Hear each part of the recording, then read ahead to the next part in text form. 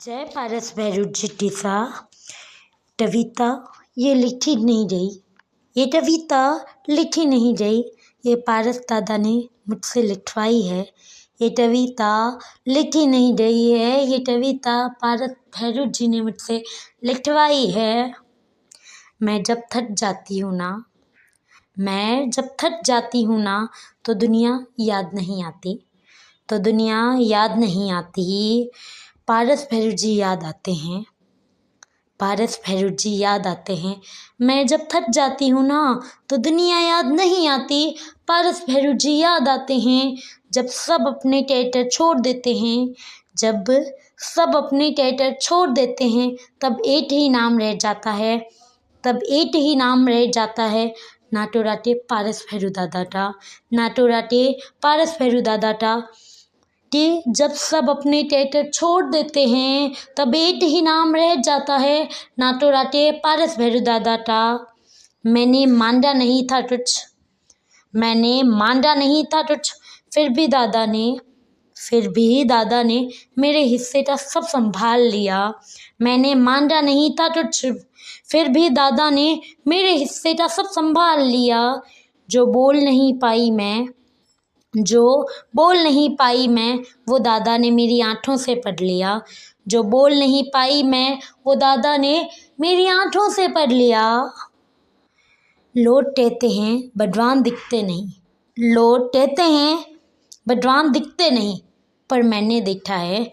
लोग कहते हैं बदवान दिखते नहीं, पर मैंने देखा है टूटते हुए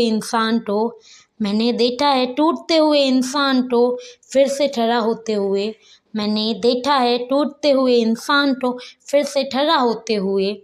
मैंने देखा है रोती हुई आंखों को चुपचाप मुस्कुराते हुए।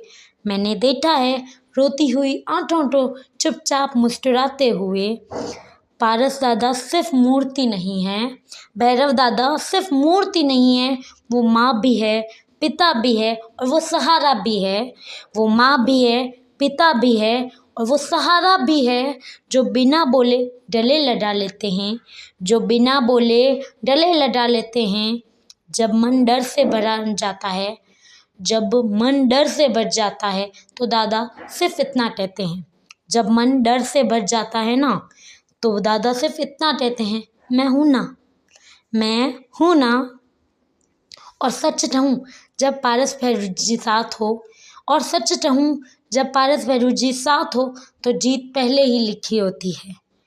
और सच कहूँ जब पारस भैरू जी साथ हो, तो पहले ही जीत लिखी होती है। ये कविता यहीं रुक नहीं है, पर जो शब्द आपके दिल में रुक